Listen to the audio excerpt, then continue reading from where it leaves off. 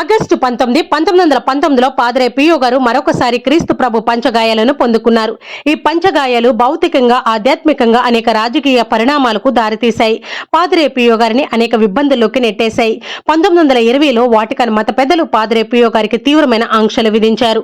బహిరంగంగా దివ్య బలి పూజ చేయకూడదని, ప్రజలను ఆశీర్వదించకూడదని, ఎటువంటి ఉత్తరాలకు సమాధానం ఇవ్వకూడదని, పాప సంకీర్తనాలు వినకూడదు అని ఆంక్షలు విధించారు.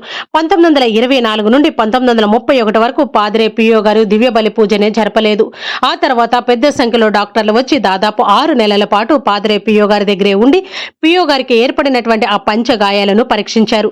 ఈ గాయాలు సహజ సిద్ధంగా తయారు చేసిన గాయాలు కాదని, ఈ గాయాలకు ఎటువంటి రక్తం గాని, వాపు గాని, చుట్టుప్రక్కల కణజాలాలు ఉబ్బడం గాని లేదని, ఈ గాయాలు కేవలం పై పొరలో మాత్రమే కాదు, లోపల వరకు అనగా అరిచేతి అడుగు భాగం వరకు ఈ గాయం ఉందని, ఈ గాయం లోపల మా బొటకన వేలు పెట్టి చూశాము అని నివేదిక ఇచ్చారు.